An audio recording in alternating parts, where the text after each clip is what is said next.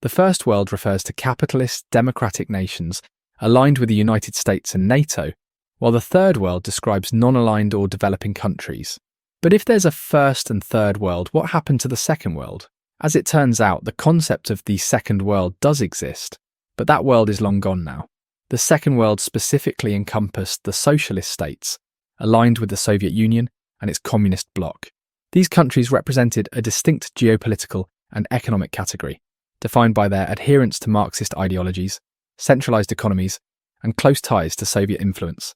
Second World countries included the Soviet Union and its satellite states in Eastern Europe, such as East Germany, Poland, Hungary, and Czechoslovakia, as well as communist countries in Asia like China, before its economic reforms.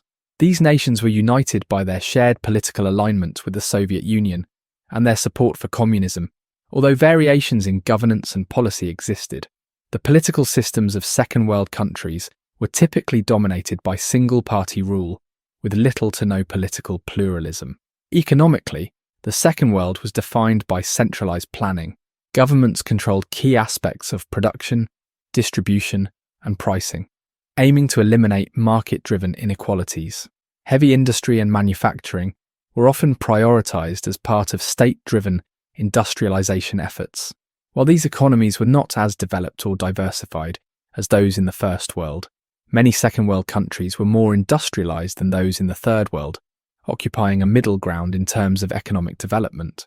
Militarily, Second World nations were often part of the Warsaw Pact, a Soviet-led alliance formed as a counterbalance to NATO. This military alignment underscored the strategic and ideological divide between the First and Second Worlds during the Cold War. Countries in the Second World played a key role in maintaining the balance of power in this polarized global order, often serving as proxies in conflicts driven by the larger US-Soviet rivalry. The term Second World has largely fallen out of use since the end of the Cold War in 1991. The collapse of the Soviet Union dismantled the geopolitical and ideological framework that sustained the categorization. Many former Second World countries transitioned to market economies and democratic governance, with some like Poland and the Czech Republic integrating into Western institutions such as the European Union and NATO. Others, like Russia, retained elements of their Soviet past while pursuing distinct political and economic paths.